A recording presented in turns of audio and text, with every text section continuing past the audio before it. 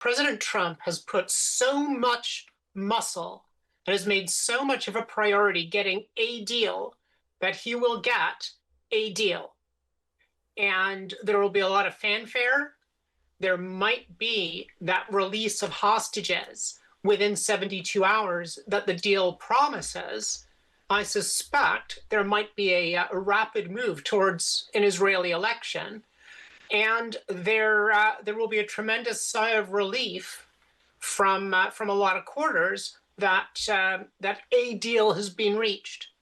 But a deal does not mean a durable ceasefire, and it doesn't mean anybody's going to be happy with the outcome. Israel and Hamas have begun indirect peace talks in Egypt as the US steps up pressure on both sides to reach agreement on President Trump's plan to try to end the war in Gaza.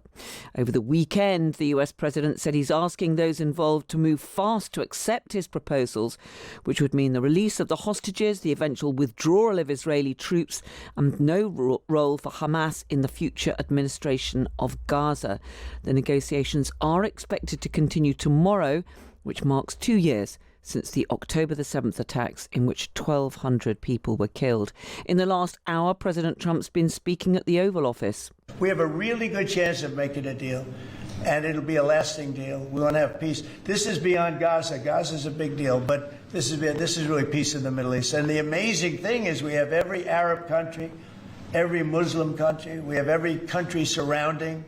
They all want. I spoke with President Erdogan of Turkey. He's fantastic. He's been pushing very hard. He's a very powerful guy, and he's been pushing very, very hard to get this deal done. And Hamas has a lot of respect for him. They have a lot of respect for Qatar. They have a lot of respect for UAE and Saudi Arabia. We have everybody is on our side to get this deal done.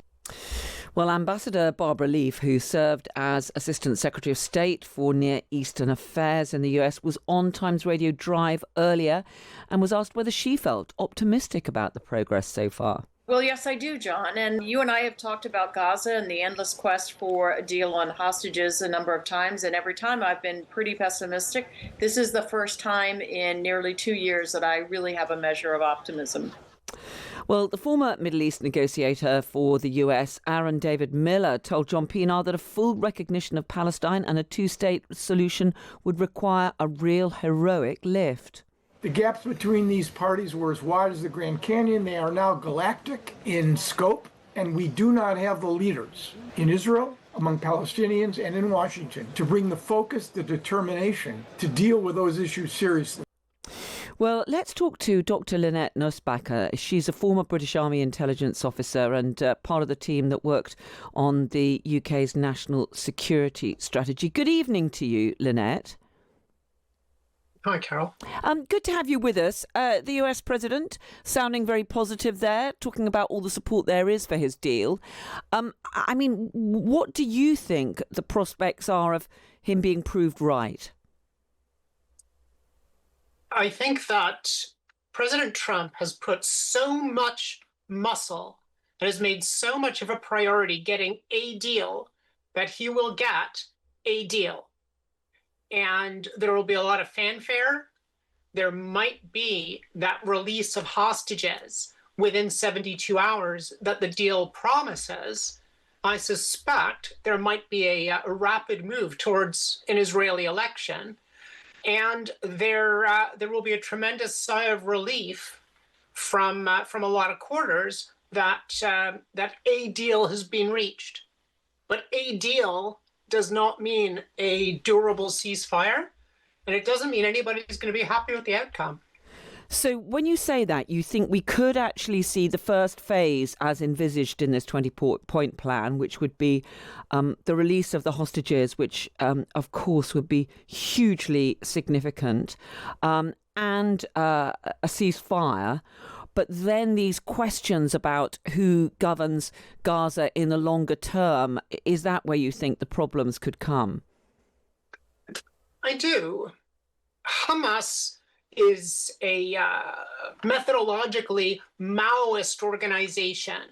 They are going to go from this war they've been fighting back into a building phase. They're going to continue to be influential in Palestinian politics.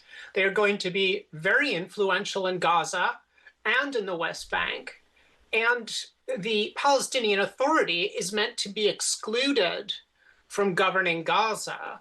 But nobody can go in there and tell the Palestinians do successfully if they don't placate Hamas and Fatah, the core faction of the Palestinian Authority.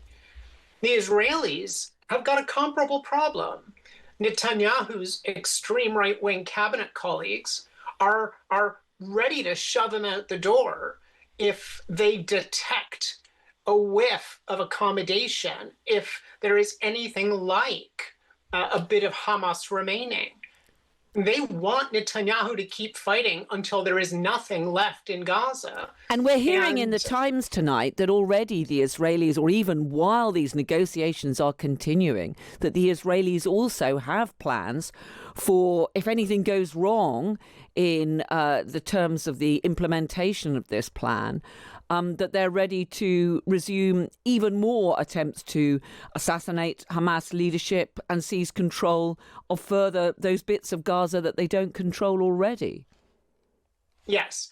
All of these operations around Gaza City have been designed to coerce Hamas into agreeing an accommodation, to agreeing a temporary ceasefire.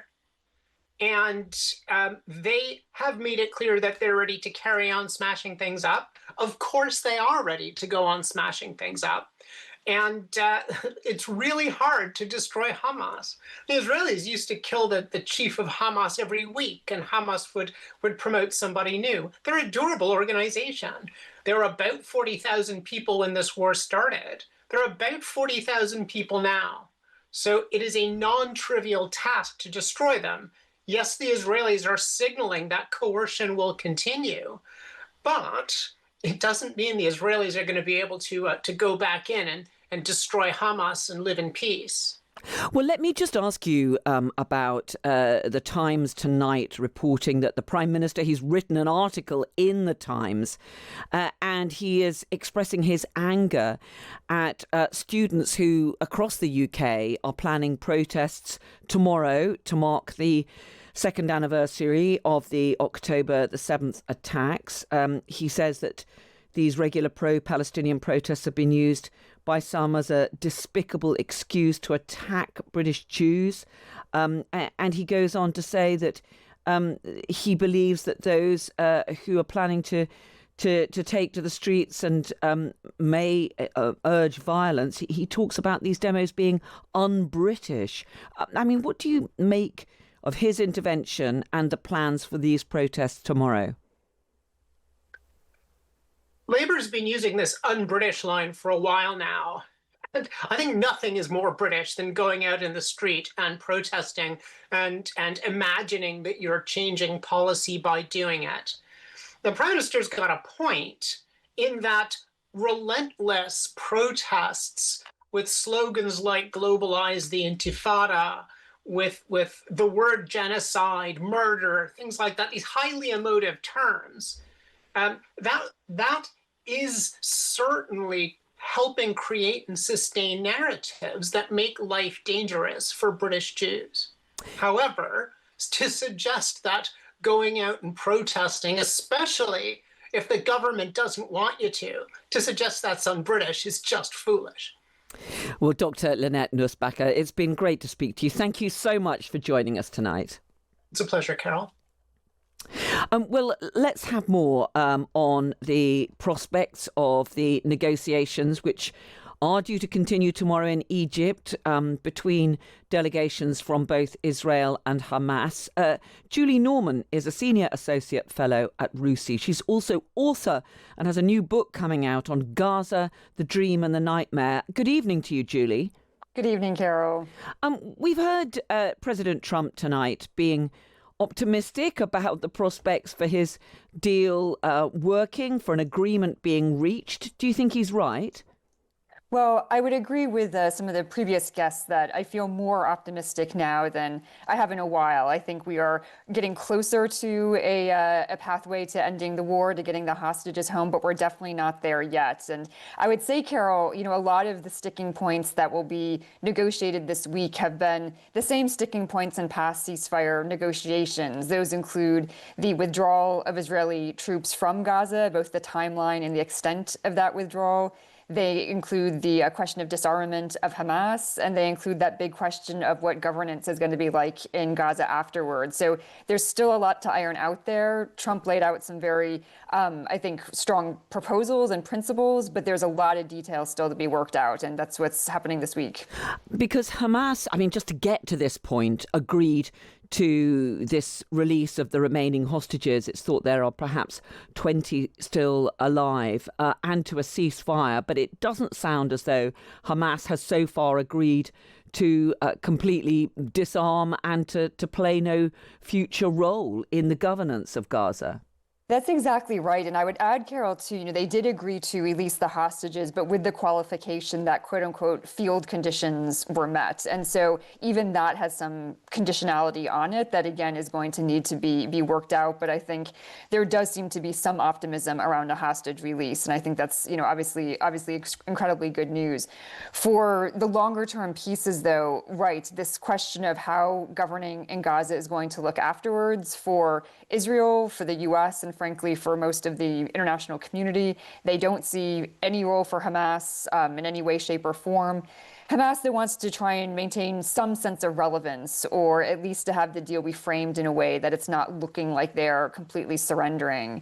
And I would say the same with disarmament. Hamas, in back channels, has suggested they'd be open to some forms of decommissioning, but they don't want it to be seen as a complete disarming and surrender. So, yeah, because the demands on Hamas is that they release all the hostages, that they disarm, that they play no future role in the governance of Gaza. That does amount to a defeat for Hamas. It's very difficult, isn't it, to gauge what the mood is amongst Palestinians in Gaza, mainly because so many of them are just intent on surviving from one day to the next.